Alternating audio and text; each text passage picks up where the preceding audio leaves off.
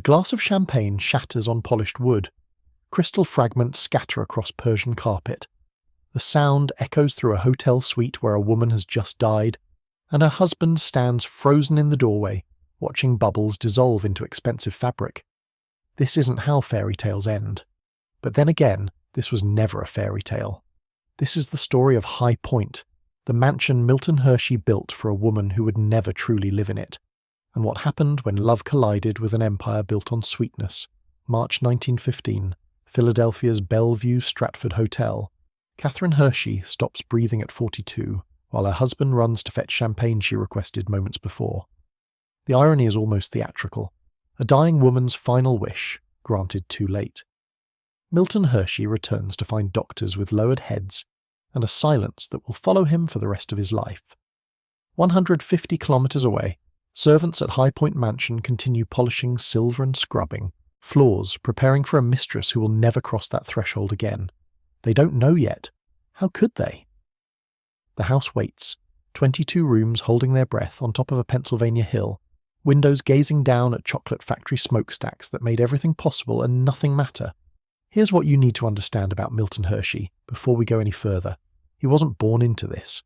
Wealth came late, earned through a string of spectacular failures that would have destroyed anyone with less stubbornness or more sense. The man who would eventually give away an empire equivalent to billions started life in a place called Derry Church, which wasn't really a church or much of anything else. Just mud and Mennonite strictness, and a father who taught him that dreams cost everything and deliver nothing. September 1857. Central Pennsylvania farming country, where pleasure registers as sin and success means surviving winter. Milton's father Henry was a catastrophe in human form, the kind of man who planted orchards but couldn't wait for harvest, who drilled for oil while everyone else struck gold, who grew berries when the market screamed for grain. The family moved constantly, 1 step ahead of debts and 2 steps behind opportunity. His mother Fanny was the opposite. Rigid, practical, Mennonite to her core, she believed in what hands could touch: land, money, scripture, nothing else. Young Milton grew up between these two forces like a tree split by lightning, taking the worst and best from both. From Fanny came discipline that bordered on cruelty toward waste. From Henry came the ability to see possibilities that didn't exist yet. 4th grade was where his formal education ended. Remember that detail. The man who built a chocolate empire and revolutionized American industry could barely write properly. At 14, his father arranged an apprenticeship at a printing press. Henry wanted his son to become an intellectual, a newspaper editor, someone respectable. Milton hated ink smell and everything about the work. His rebellion was calculated. He deliberately dropped his hat into the printing machinery, destroying expensive equipment and getting himself fired in disgrace. It was an act of violence against his father's vision for him. Fanny intervened, found him work with a local confectioner named Joseph Royer. Among vanilla and burnt sugar smells, Milton discovered his language. Candy wasn't food, it was currency, universal, understood across every barrier of class and education and circumstance. But understanding your medium doesn't guarantee success. Philadelphia, 1876. The city celebrates America's centennial. World's Fair crowds pack the streets. 19-year-old Milton borrows money from his aunt and opens his first candy shop. 16-hour days, making product at night, selling during day. The math defeated him. He couldn't count properly, couldn't track expenses against income. 6 years of grinding labour ended in bankruptcy. His mother's family was furious. Snavely clan money gone. Milton fled west to Denver, where his father was chasing silver mine fantasies. It was there, among miners and desperation, that he'd learned the secret that would change everything. Fresh milk in caramel. Sounds simple now. Revolutionary then.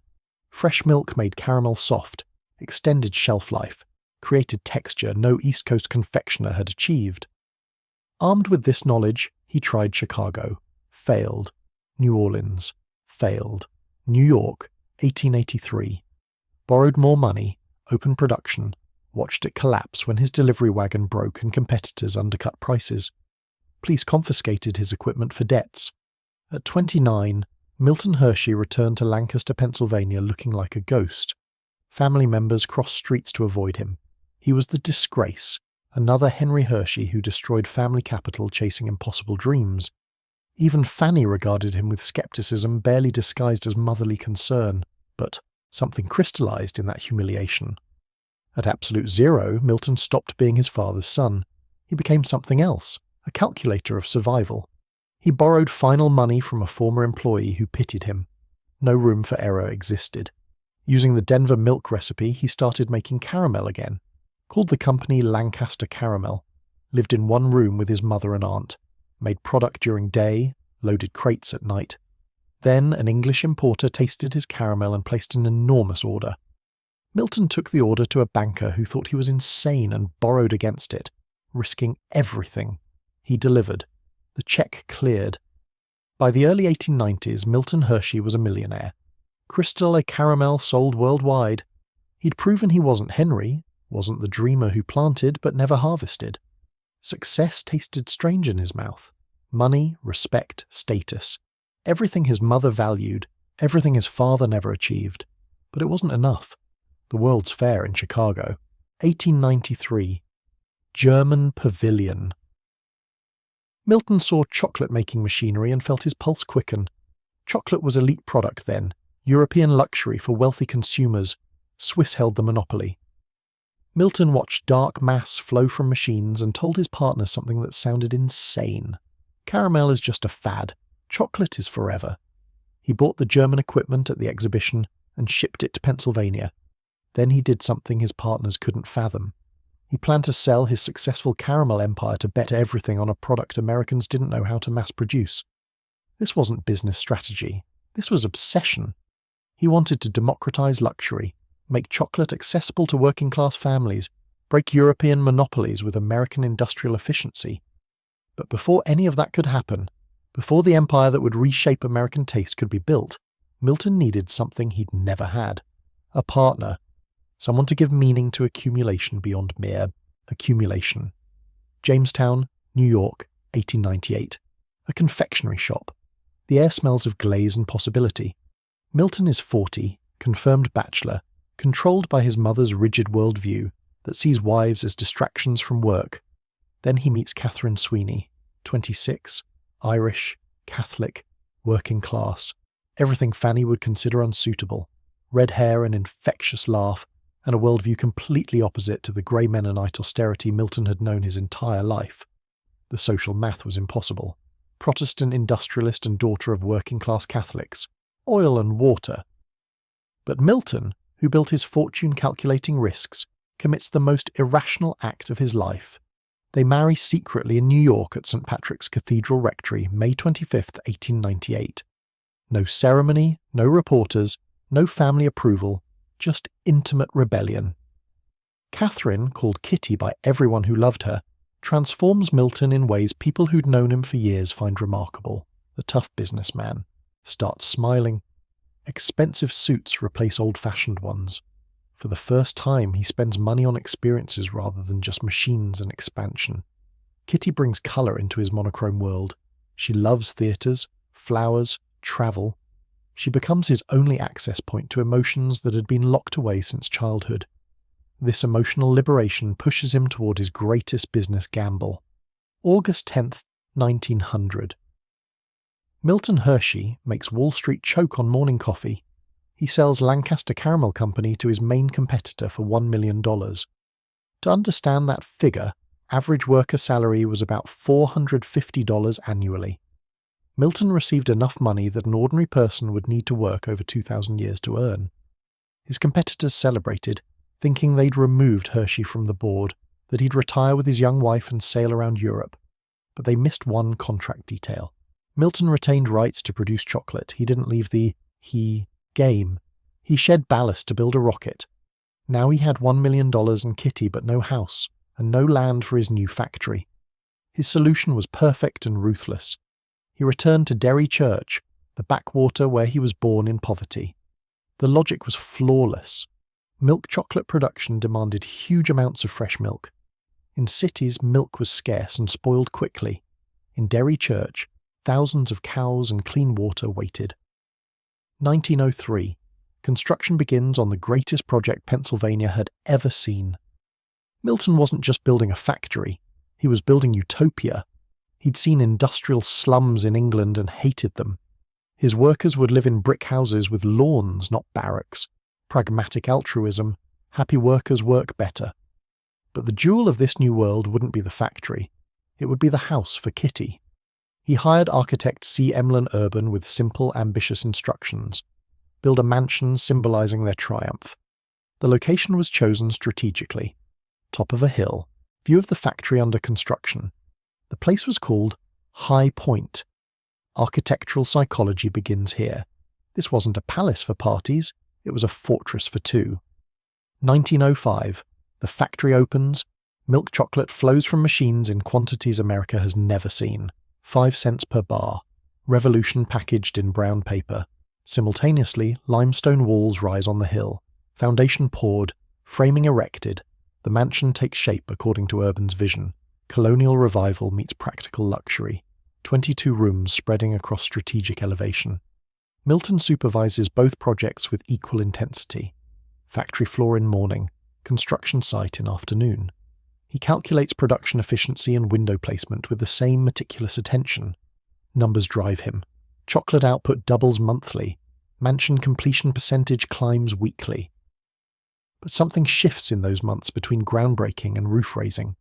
Kitty's energy drops. Small signs first. She tires, easily climbing stairs. Her hands shake holding teacups. Balance falters on level ground. Milton notices but doesn't acknowledge.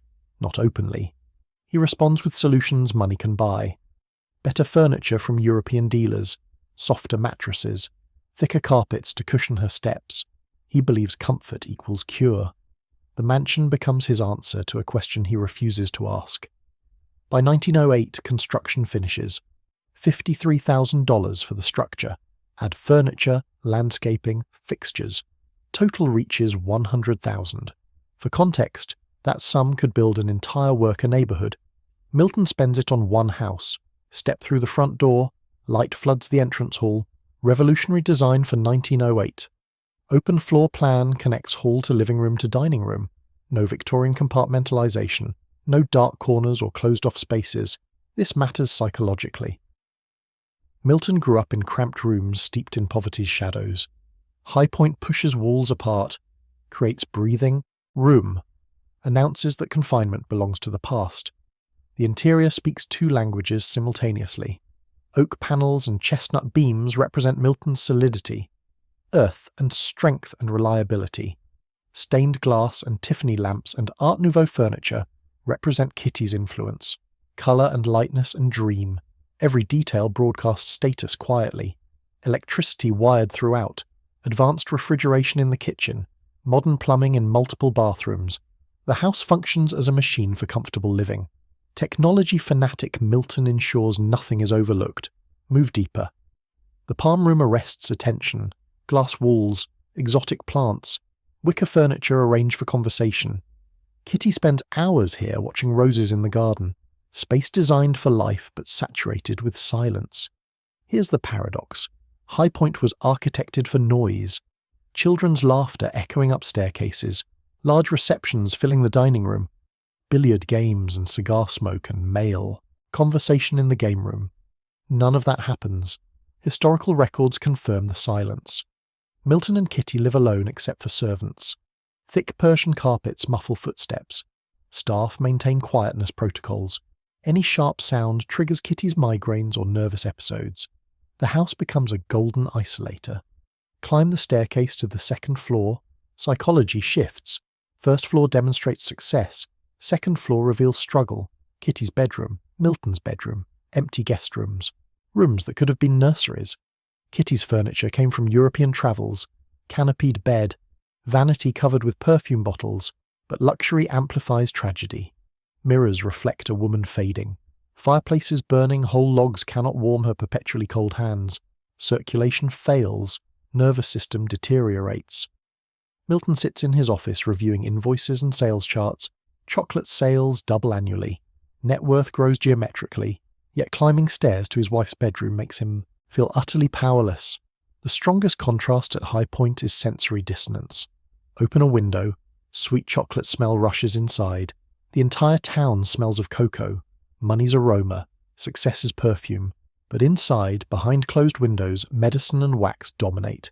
Death preparing its entrance. Outside, life bustles. Factory runs 3 shifts. Hershey Park construction begins. Schools and banks and stores rise. Milton creates the perfect city. But at the city's centre, on the highest point, stands a palace where time has frozen. High Point isn't just a rich man's house. It's Milton's attempt to purchase normality. He believed perfect staging would produce perfect script. Thick walls would block disease. Beautiful objects would banish sadness. Architecture doesn't heal. By 1909, 1 year after moving in, clarity arrives. This house is too large for 2, too empty for 1. Standing at the window looking at his city, Milton understands. If he cannot have his own children, then other people's children must become his. November 15th, 1909. Milton and Kitty signed documents establishing the Hershey Industrial School. 4 students initially, orphan boys with nothing. They live not in the mansion, but in a nearby farmhouse on the estate where Milton himself was born. This decision is despair converted to strategy. Kitty, knowing she'll never be a mother, asks her husband to care for other children since they cannot have their own. Milton agrees, but the gesture carries darkness. He creates a system where he becomes father to all, voice of God to hundreds, then thousands of boys. He clothes, feeds, educates them. In return, demands absolute discipline. He builds a family in the image of a factory. Meanwhile, death's shadow draws closer in unexpected forms. April 1912. Nice, France. Milton and Kitty spend winter in Europe seeking relief through mild climate. Time to return to America. Milton, accustomed to the best, books cabin on the most luxurious liner. Available. $300 check, 10% deposit for VIP suite. The ship is named Titanic. Tickets in hand, suitcases nearly packed, plans change at the last moment. Official version claims Milton was urgently called to business in the United States, had to depart earlier. Biographers lean toward another version. Kitty's condition took sharp turn for worse. She became so ill they couldn't wait for Titanic's departure. They changed tickets, sail on German liner America 3 days earlier, April 14th, 1912. America approaches New York shores. Titanic collides with iceberg. Sinks. Milton learns upon landing. The uncashed $300 check remains in White Star Line archives. Silent witness to how thin the line between life and death actually was. Fate spared him. But for what purpose? This incident strengthens Milton's sense of providentialism. He begins believing his life was preserved for higher purpose. He survived to work, but the incident doesn't save Kitty. Salvation from icy Atlantic waters only prolongs suffering on land. 1912 to 1915. Slow agony within High Point's walls. Kitty rarely leaves the house. Legs give out. Hands tremble so badly she cannot hold cups. Milton hires the best doctors, sends her to sanatoriums. When medicine proves powerless, he turns to symbols. Every day, regardless of weather, he instructs gardeners to cut the best roses from the greenhouse and bring them to her room. The house floods with flowers. Attempt to drown illness's smell with life's scent. Neighbours and factory workers witness strange sight. The powerful magnate competitors feared sits for hours by his wife's bed, reading to her, simply holding her hand. In these moments, he's not a businessman, just a helpless man. But there's another side. As Kitty fades, Milton's business experiences aggressive growth. He expands product lines, builds new factories. He sublimates grief into concrete and steel. The weaker Kitty becomes, the stronger Hershey. Corporation becomes, cruel law of energy conservation. Life leaves the person, flows into the system. Early 1915. Doctors advise scenery change. Pennsylvania winter proves too harsh. Milton takes Kitty to Philadelphia. Bellevue Stratford Hotel. City doctors might help. At minimum, ease pain. They leave High Point. Servants cover furniture with sheets, drape windows. The house plunges into darkness, as if sensing its mistress will never cross the threshold again. Milton, boarding the train to Philadelphia, looks back at his mansion on the hill. Appears like a fortress. But now it's the most vulnerable point on his map. All his millions, All his stocks, all his factories, everything has shrunk to the size of one hotel room where his heart's fate is being decided. March 25th, 1915, 5 o'clock in the afternoon, Philadelphia, a luxury suite on the 7th floor of the Bellevue Stratford Hotel. Outside, wet snow transforms into rain, typical early spring weather for the East Coast. Inside the room, stale air mingles with expensive tobacco, but no scent masks what's coming. In the centre of the room, on a wide mahogany bed, lies a woman. Her skin has that specific waxy tint doctors recognise immediately. Facies Hippocratica, the harbinger. This is Catherine Sweeney Hershey, 42 years old, wife of one of America's wealthiest men. Next to her on a hard chair sits Milton Snavely Hershey. His net worth at this moment is estimated at $60 million. Convert that to modern currency, and you're looking at over $1.5 billion. But right now, these figures mean absolutely nothing. The silence breaks only with Catherine's heavy, intermittent breathing. Doctors stand in the corner exchanging silent glances. The diagnosis they tactfully call nervous exhaustion, or ataxia, is actually progressive disorder of the central nervous system. Early 20th century medicine is powerless. Milton Hershey, a man who built an entire city from scratch, who harnessed rivers of milk and created a chocolate empire, sits with hands clasped, watching the only person he ever loved slowly fade away. Catherine opens her eyes, her voice barely audible. She asks for a glass of champagne. Strange, inappropriate request for a dying woman. But Milton springs to his feet instantly. He would buy her all the vineyards of France if it would make her smile. He runs into the hallway giving orders to staff. 3 minutes later he returns. In his hand is a fogged glass with sparkling wine. He enters the room hoping to see her gaze, but the room fills with absolute silence. Her breathing has stopped. The doctors lower their heads. Milton freezes in the doorway. The glass slips from his fingers. Crystal shattering on parquet echoes like a gunshot in an empty church. Champagne spreads across the floor, soaking into the expensive Persian carpet. Catherine Hershey is dead. At that moment, 150 kilometres from the Philadelphia Hotel on top of a hill in the town of Hershey stands the High Point Mansion. 22 rooms, majestic limestone facade. Huge windows look out onto the smoking chimneys of the chocolate factory. Servants in the house continue polishing silver and scrubbing floors, preparing for the mistress's return. They don't yet know this house will never again be a home in the full sense of the word. From this second High Point transforms from family nest into mausoleum. Milton Hershey doesn't scream, doesn't cry in public. He simply stands and looks at his wife's body. In his pocket are tickets for the cruise they had planned to restore her health. These pieces of paper are now just garbage. The story we're accustomed to perceiving as a sweet fairy tale about a chocolate king actually begins here. In this cold hotel room, in a puddle of spilled champagne. This isn't a story of success. It's a story of how a man builds paradise on earth to escape the hell within himself. And the High Point mansion rising above the town will become the main witness to this silent tragedy. In a few hours, Catherine's body will be placed in a coffin and sent by train back to the city bearing her husband's name. Milton will follow. He'll return to the house he built for her, enter her bedroom, order that nothing be changed, not a single thing. Catherine's death is the starting point.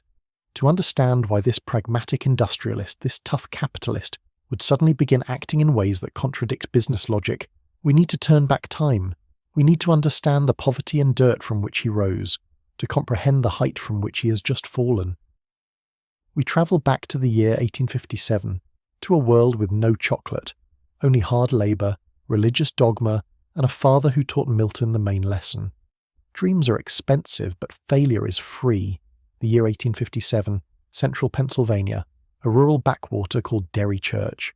No factories, no asphalt, no electricity here, only endless mud, hard, manual labour, and the stern faces of the Mennonites. These are people who reject progress for piety. In their world, pleasure borders on sin. It's here on September 13th that Milton Snavely Hershey is born. To understand why this man would later build a palace on a hill, one must look at the house where he grew up. This isn't a house, it's a battlefield. A battle of two opposing philosophies that tore Milton apart from earliest childhood. On one side is his mother Fanny Snavely. Tough, down-to-earth woman from a wealthy Mennonite family. She wears a modest cap, economizes on matches, believes only in what she can touch with her hands: land, money, and the Bible.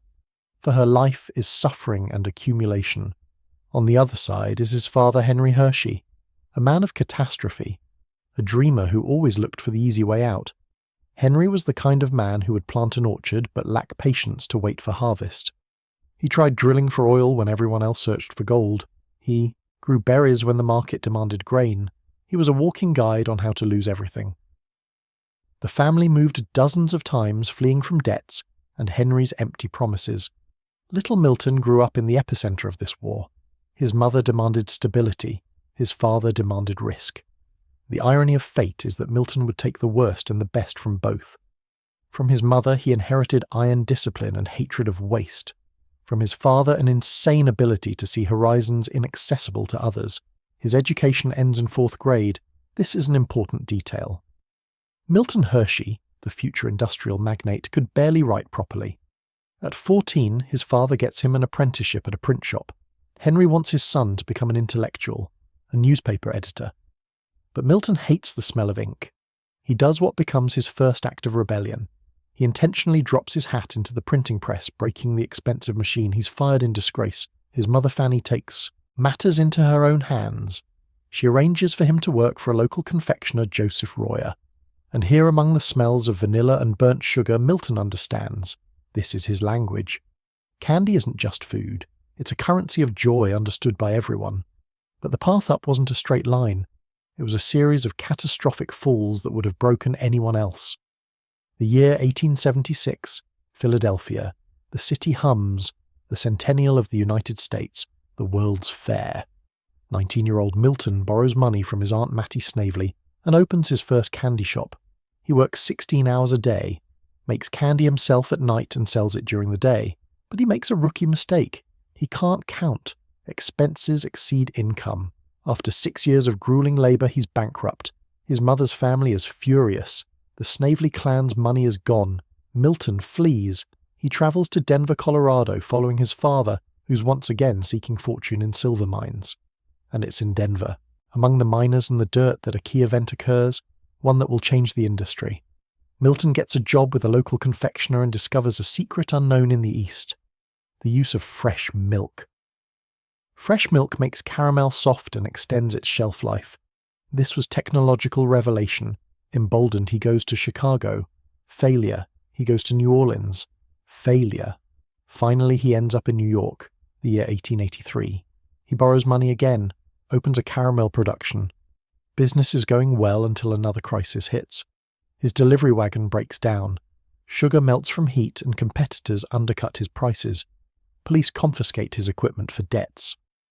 At 29, Milton Hershey returns to Lancaster, Pennsylvania. He looks like a beggar. His relatives cross the street to avoid greeting him. He's the family's disgrace. He's another Henry Hershey, a failure who squandered the family's money. Even his mother Fanny looks at him with skepticism. But in this humiliation, at this point of absolute zero, Milton forms the philosophy that will become the foundation of his empire. He understands that talent doesn't matter. Luck doesn't matter. The only thing that matters is the ability to get up one more time than you fall. He stopped being a dreamer. He became a calculator of survival. He borrows the last of his money from a former employee, a man who took pity on him. No room for error. He starts making caramel using the Denver recipe with fresh milk, names the company Lancaster Caramel Company, lives in one room with his mother and aunt. During the day he makes caramel. At night he loads crates. And suddenly it works. An English importer tries his caramel and places an order for an enormous amount. Milton takes out a loan against this order, risking everything. The banker thinks he's crazy. But Milton delivers the order. The check is paid. By the early 1890s, Milton Hershey is a millionaire. His Crystal caramel is sold all over the world. He has won. Proven to everyone he is not Henry. He has built a successful business. Money, respect, status. But for Milton, this is not enough. In 1893, he goes to the World's Fair in Chicago. There in the German pavilion, he sees something that makes his heart beat faster. Large machines for producing chocolate. Chocolate at that time was an elite product available only to wealthy Europeans. The Swiss held a monopoly. Milton looks at the dark, thick mass flowing from the machines and makes a decision that seems like madness to his partners. Caramel is just a fad, but chocolate is forever. He buys all the German equipment right at the exhibition and brings it to Pennsylvania. He plans to sell his successful caramel company to bet everything on a product that no one in America knows how to mass produce. This is not just business strategy. This is obsession. He wants to democratize luxury, make chocolate accessible to the working class. But for this he needs more than just a factory. He needs a partner, someone to give meaning to this race from money. It is at this moment, as he stands on the threshold of the greatest transformation of his life, that a young girl with red hair and an infectious laugh appears in a confectionery shop in Jamestown, New York, Catherine Sweeney, the girl who will change everything. Their meeting will be the chemical element that turns a simple businessman into the creator of a utopia. But for now, he is a lone wolf with millions in his pocket and a strange idea in his head. The year 1898, Jamestown, New York. The air hangs with the smell of confectioner's glaze and social change. Here a collision of two worlds occurs that will forever change the trajectory of Milton Hershey's life. Until this moment, Milton was a typical product of his upbringing. Stern, dressed in grey suits, living by the clock. He is 40, a confirmed bachelor. His mother Fanny controls every aspect of his life, creating a protective cocoon of Mennonite asceticism around her son. In her worldview, a wife is an unnecessary asset, a distraction from work. But Catherine Kitty Sweeney is the complete opposite of everything Milton has known. She's 26, Irish, Catholic, works in the store of a confectionery factory. In the social hierarchy of late 19th century Pennsylvania, this union was not just a misalliance. It was a scandal. A Protestant industrialist and the daughter of working-class Catholics. Oil and water. But Milton, a man accustomed to calculating risks, commits the most irrational act of his life. May 25th, 1898. They are secretly married in New York at the rectory of St. Patrick's Cathedral. No lavish ceremony, no reporters, an act of intimate rebellion. Kitty's appearance transforms Milton. People who had known him for years noted remarkable changes. The tough businessman starts to smile, changes his old-fashioned suits for more elegant ones. For the first time in his life, he begins to spend money not on machines but on experiences. Kitty brings colour into his black and white world. She loves theatres, flowers, travel. She becomes his only window into the world of emotions which had been boarded up since childhood. This emotional upswing pushes Milton toward his greatest strategic manoeuvre. August 10th, 1900. Milton Hershey makes a move that makes Wall Street choke on its morning coffee. He sells his gold mine, the Lancaster Caramel Company. The buyer is his main competitor, the American Caramel Company. The deal is for $1 million. To understand the scale, the average worker's salary at the time was about $450 a year. Milton receives a sum for which an ordinary person would have to work 2,200 years. His competitors celebrate their victory. They think they have taken Hershey off the board. They believe he will retire, buy a yacht, and take his young wife sailing around Europe. But they missed one detail in the contract. Milton retained the right to produce chocolate. He did not leave the game. He simply shed the ballast to build a rocket. Caramel is just a fad, he tells his lawyers. Chocolate is forever. Now he has $1 million and Kitty, but he has no house and no land for a new factory. Milton returns to where he fled, Derry Church, to the very backwater where he was born in the dirt. His logic is flawless and ruthless. He needs a huge amount of fresh milk for milk chocolate production. In cities, milk is scarce and spoils quickly.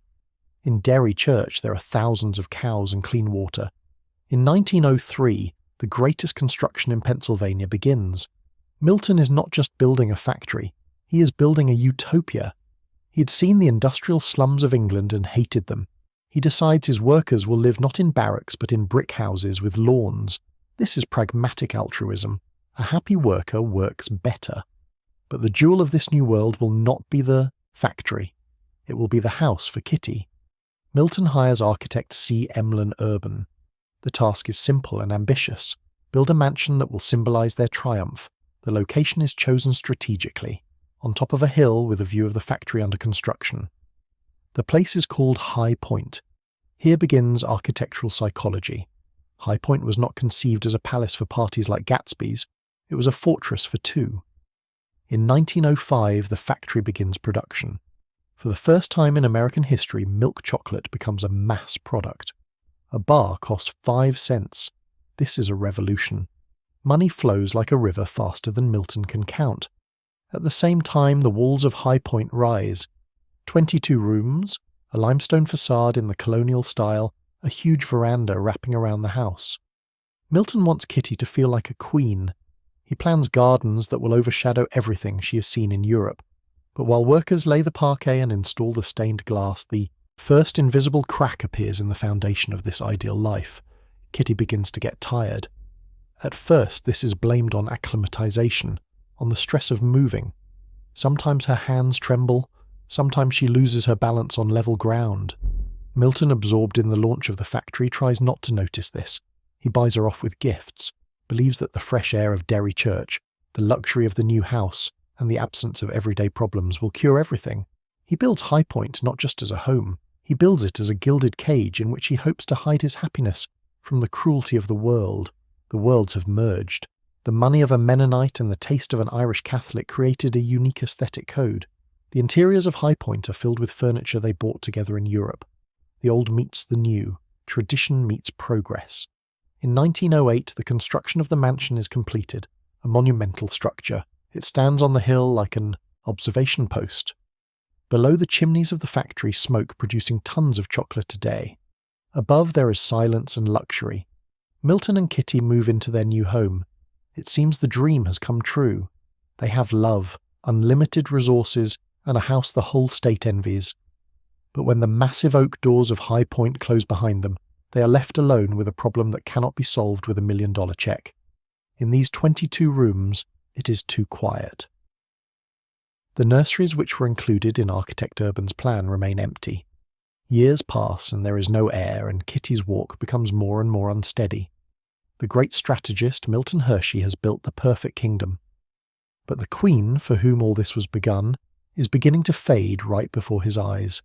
High Point is ready to reveal its secrets, the year 1908. To understand Milton Hershey's psychology, one must not just look at High Point, but look out from it. The architect Emlyn Urban designed it so the facade looks directly at the chocolate factory. This is the architectural embodiment of control. Every morning, stepping onto the veranda with a cup of coffee, Milton saw not just a landscape. He saw the smoking chimneys, the railroad tracks, the thousands of workers heading to their machines. His house was the bridge of a ship. His factory was the ship. Between them was an unbreakable umbilical cord of ambition. The cost of constructing the building itself was $53,433. With furniture, landscaping, and decor, this sum rose to $100,000. Converted to the modern economy, that's millions. But another comparison is more important. For that money, one could have built an entire neighborhood for workers. Milton spent it on one house. Why? Because this house was the only gift he could give to a woman who had everything except her health. Let's go inside. The first thing that strikes a guest crossing the threshold is not gold or marble, it is light and air. Unlike the heavy, stuffy Victorian mansions of that time where each room was an isolated box, the first floor of High Point was designed revolutionarily. It is what we today call an open floor plan. The hall flows seamlessly into the living room into the dining room. There are no secrets here. It is a direct challenge to Milton's childhood spent in cramped, dark rooms steeped in the fear of poverty. Here the walls are pushed apart. Here one can breathe easily. The interior is a dialogue between two personalities. The massive wooden panels of oak and chestnut are Milton. Reliability, strength, earth. And the stained glass, the Tiffany lamps, the elegant furniture in the Art Nouveau style are Kitty. Colour, lightness, dream. Every detail here shouts about status, but in a whisper. The house has 22 rooms. Electricity is run to every corner, a rare luxury for the early 20th century. The bathrooms have modern plumbing. The kitchen has advanced. Refrigeration. Milton, a technology fanatic, turned the house into a machine for comfortable living. But go a little further into the so-called palm room or winter garden. This is the heart of the house. Glass walls, exotic plants, wicker furniture. Kitty spent hours here looking at her beloved roses in the garden. This space is created for life, but it's steeped in ringing silence. Here we encounter the main paradox of High Point.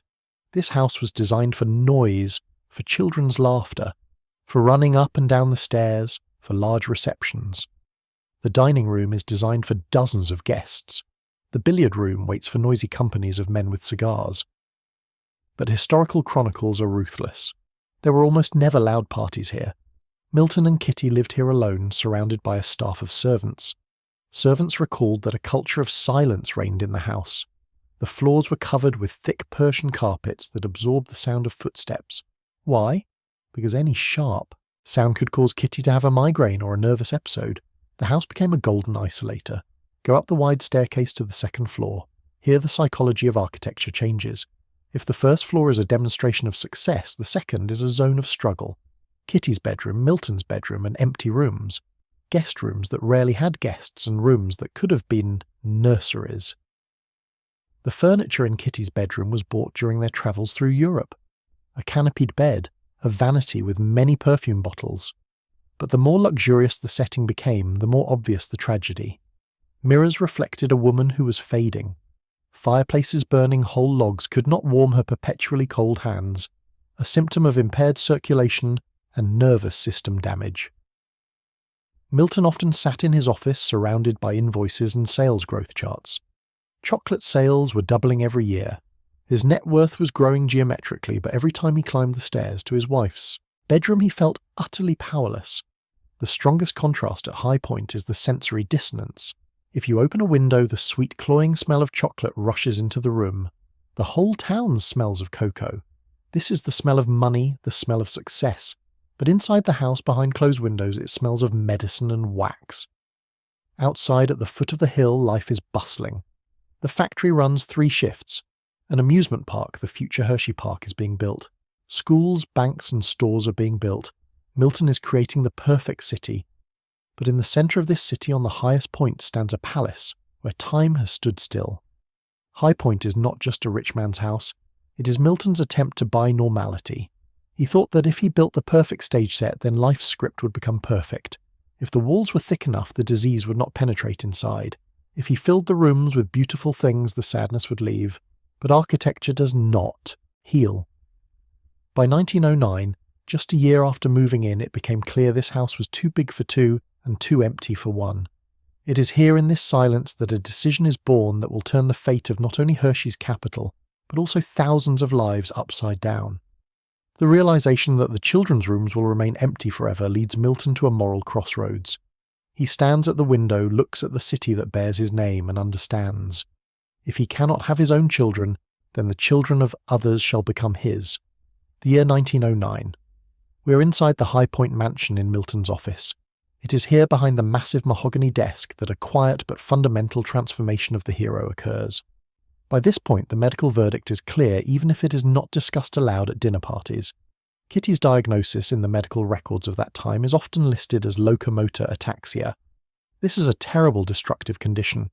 It takes away coordination, causes piercing pains, and slowly kills the nervous system.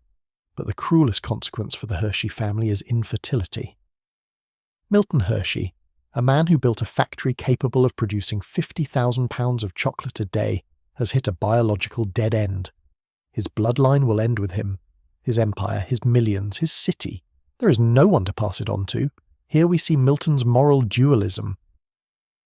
Another oligarch in his place might have divorced. He might have found a mistress who would bear him an heir. This was the norm for the industrial barons of that time. But Milton makes a choice that does not fit the logic of capitalism. November the 15th, 1909. Milton and Kitty sign a document that will forever change the fate of their capital. They establish the Hershey Industrial School. At this time, the school has only 4 students. They are orphans, boys who, like Milton, once had nothing.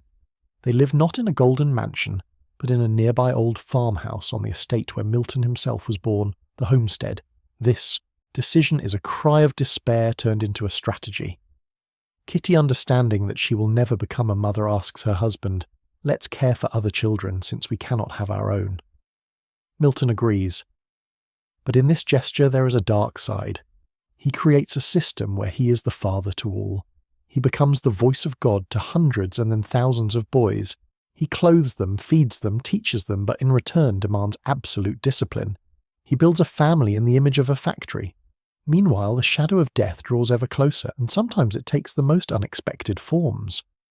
April 1912. Nice, France. Milton and Kitty are spending the winter in Europe trying to ease Kitty's suffering with the mild climate. It is time to return to America. Milton, accustomed to the best books a cabin on the most luxurious liner of the era. He writes a check for $300, 10% of the deposit for a VIP suite. The ship's name is the Titanic. The tickets are already in hand. The suitcases are almost packed, but at the last moment the plans change. The official version says that Milton was urgently called to business in the USA and had to depart earlier. But biographers and historians lean toward another version. Kitty's condition took a sharp turn for the worse. She became so ill that they could not wait for the Titanic's departure. They changed their tickets and sail on the German liner America 3 days earlier. April 14th, 1912, when the America is already approaching the shores of New York, the Titanic collides with an iceberg and sinks to the bottom. Milton Hershey learns about this upon landing. The check for $300, which he never cashed, remained in the archives of the White Star Line as a silent witness to how thin the line was between life and death. Fate spared him. But for what? This incident strengthens in Milton a sense of providentialism. He begins to believe that his life was spared for a higher purpose. He survived to work. But this incident does not save Kitty. Her salvation from the icy waters of the Atlantic only prolonged her suffering on land. The period from 1912 to 1915 is a time of slow agony within the walls of High Point. Kitty rarely leaves the house. Her legs give out. Her hands tremble so badly that she cannot hold a cup. Milton hires the best doctors. He sends her to sanatoriums, but when medicine is powerless, he turns to the language of symbols. Every day, in any weather, he instructs the gardeners to cut the best roses from the greenhouse and bring them to her room. The house is flooded with flowers. It is an attempt to drown out the smell of illness with the scent of life. Neighbours and factory workers saw a strange sight. The powerful magnate whom competitors feared sitting for hours by his wife's bed reading to her or simply holding her hand. In these moments he was not a businessman. He was just a helpless man. But there is another side to the coin. As Kitty fades Milton's business experiences aggressive growth. He expands his product line. He builds new factories. It seems he sublimates his grief into concrete and steel. The weaker Kitty becomes, the stronger the Hershey Corporation becomes. This is a cruel law of conservation of energy. Life leaves the person and flows into the system. By the beginning of 1915, doctors advise a change of scenery. The winter in Pennsylvania is too harsh. Milton takes Kitty to Philadelphia to the Bellevue Stratford Hotel. They hope that city doctors can help or at least ease the pain. They leave High Point. The servants cover the furniture in the living room with sheets. The windows are draped. The house plunges into darkness as if sensing that its mistress will never cross its threshold again. Milton, boarding the train to Philadelphia, looks back at his mansion on the hill. It looks like a fortress, but now it is the most vulnerable point on the map. All his millions, all his stocks, all his factories have shrunk to the size of one hotel room where the fate of his heart is being decided. After Kitty's funeral in the spring of 1915, Milton Hershey returns to the house he built for her and does what psychologists would call pathological denial. He preserves time. He instructs the staff to leave his wife's rooms untouched. Her dresses still hang in the closets. Her hairbrush lies on the vanity at the same angle. Every day fresh roses are changed in her bedroom, as if she has just stepped into the garden and is about to return. But the silence in the house becomes deafening. 22 rooms designed for life now amplify the loneliness of one man. Milton wanders the corridors at night. The servants hear his footsteps. He cannot sleep. He is a workaholic who has lost his purpose. He used to earn money to impress her. He used to build to provide for her comfort. Now that the recipient is gone, why is this giant money-making machine needed? The outside world is also going mad at this time. World War I is raging, a global crisis. Prices for sugar, the main ingredient of his empire, are skyrocketing like crazy. Markets are unstable. Any other capitalist in this situation would have clung to his assets with a death grip, trying to save every cent. But Milton Hershey does the exact opposite. The tragedy triggers a mechanism of radical transformation in him. He begins to look at his wealth not as a reward, but as a heavy burden that must be cast off. November 13th, 1918, 3 years after his wife's death and just 2 days after the end of World War I, Milton summons his lawyers to his office. The meeting takes place in the strictest secrecy. No press, no photographers. On the table lies a document. It is a deed of transfer of ownership. Milton Hershey takes a pen and commits perhaps the largest act of philanthropy in the history of private business of that time. He transfers the entire package of common stock of the Hershey Chocolate Company to a trust fund for a boarding school, for orphans. Consider the numbers. The value of the transferred assets is estimated at $60 million. Converted to today's rate, that's a sum exceeding billions. But what is shocking is not the amount. What is shocking is the completeness of the giving. He does not give part of the profits. He does not give a tithe. He gives everything. From this second, the factory smoking beneath the windows of High Point is no longer his. The land on which the town stands is no longer his. The brand known throughout the world is no longer his. Legally, Milton Hershey, the creator of the empire, becomes a salaried manager working for orphans. Why did he do it? And why secretly? The world would only learn of this act 5 years later, when a journalist from the New York Times would accidentally unearth the story. When asked about his motives, Milton would answer dryly without pathos, "I have no heirs. These are my boys." Here we see the final reinterpretation of Kitty's role. From a tragic figure, a victim of illness, she becomes the invisible architect of this decision. If she'd been healthy, if they had had their own children, this capital would have gone to them. The school would most likely have remained a small charitable project, but it was her death and the lack of direct heirs that transformed private capital into public property. Her emptiness filled the lives of thousands of other children. But what about High Point? The mansion becomes a witness to the strange life of its master after 1918. Milton, having given away $60 million, begins to economize on trifles in his personal life. He walks through the huge house and turns off the lights in empty rooms to avoid running up the electric meter. He wears his suits until they begin to shine with wear. Paradox. A man who feeds, clothes, and educates thousands of children lives in a ghost house feeling like a stranger there. The grandeur of High Point begins to weigh on him. The luxurious dining room crystal, chandeliers, marble fireplaces, all of this was created for a life with Kitty. Without her, these things lose their meaning. They become simple, expensive props in a play that ended long ago. In the 1920s, Milton increasingly leaves the house. He travels to Cuba, where he builds another city and sugar mills. He tries to escape the silence of High Point. Each time he returns, he feels the walls closing in. By the end of the decade, the situation becomes unbearable. The huge mansion requires immense resources to maintain. Staff of servants, heating, repairs. For Milton, who now counts every penny as orphan money, this becomes a moral problem. How can he live like a king when these funds could go toward building new wings for the school? In 1930, the denouement of the relationship between the man and his house arrives. Milton Hershey makes a decision that puts an end to the history of High Point as a living space. He is 73 years old. He is alone. He is tired of the echo of his own footsteps in 22 rooms. He summons the management of the local country club and makes a proposal. Take the house, make it a clubhouse for golfers, and leave me a small apartment on the second floor. This seems like madness. To give a palace over to locker rooms and a restaurant and to squeeze oneself into a couple of rooms. But for Milton, it is a liberation. He sheds the stage set. He keeps only the bare necessities. Kitty's furniture, her things, her memory. Everything is packed up or remains as part of the club's interior, turning into museum exhibits while their owner is still alive. This is how the final act of this drama begins. The Great Chocolate King, a living legend, a man whose name is written on millions of wrappers worldwide, voluntarily becomes a tenant in his own mansion. Downstairs on the first floor, golfers drink cocktails, laugh, and clang their clubs. A foreign life thrives there. And upstairs in a small room, an old man looks out the window at his factory and the school that grows every year. He has renounced his right to own everything. the factory, the money, and finally his own home. This renunciation is not a defeat. It is the highest form of freedom. The transformation is complete. Milton Hershey has ceased to be a businessman. He has become a custodian.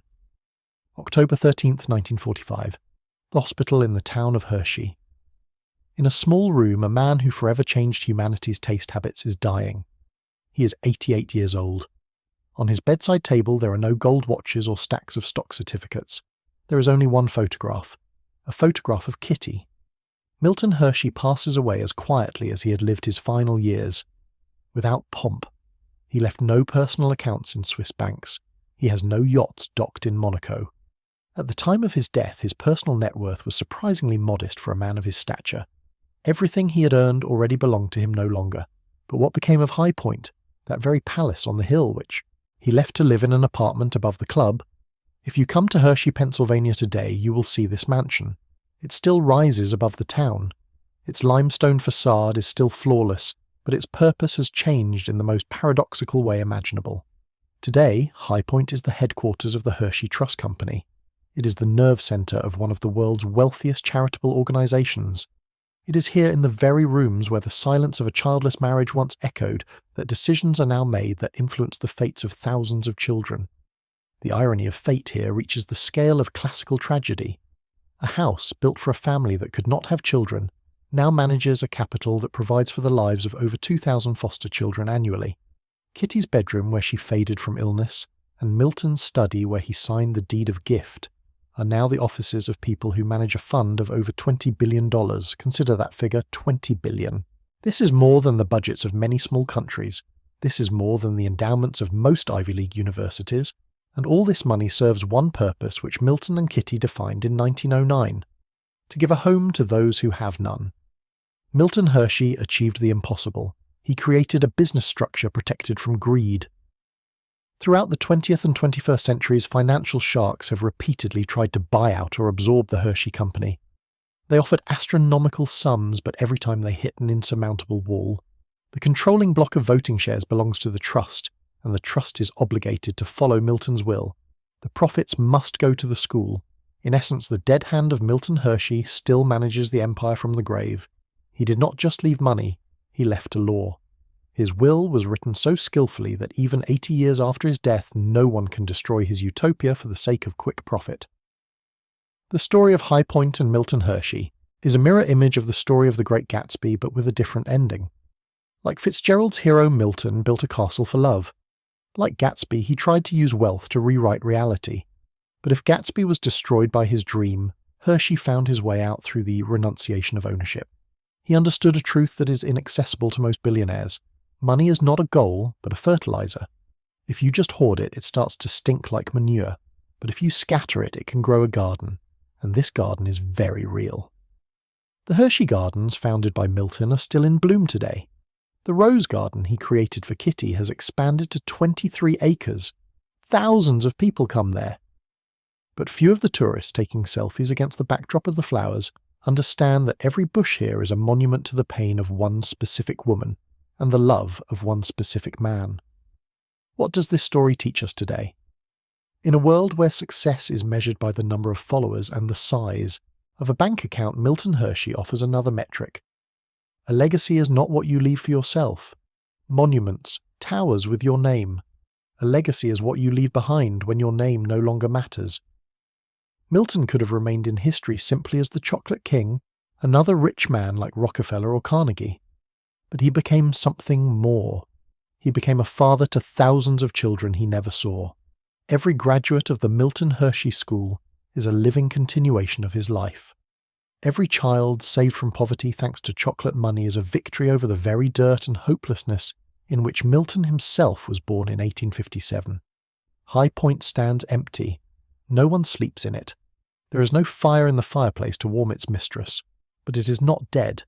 It is filled with a meaning denser than any matter. When you next unwrap a bar of Hershey's chocolate in its brown wrapper, remember you are holding in your hands not just a sweet. You're holding in your hands a small brick of an enormous fortress built on a foundation of love and loss. You are not paying for cocoa beans. You are financing the most grandiose attempt of one man to correct the injustice of the universe. The sweet taste of chocolate is just a disguise. Inside is a bitter story that the greatest things in this world are created not from an abundance of happiness, but from an attempt to fill a void that cannot be filled by anything else.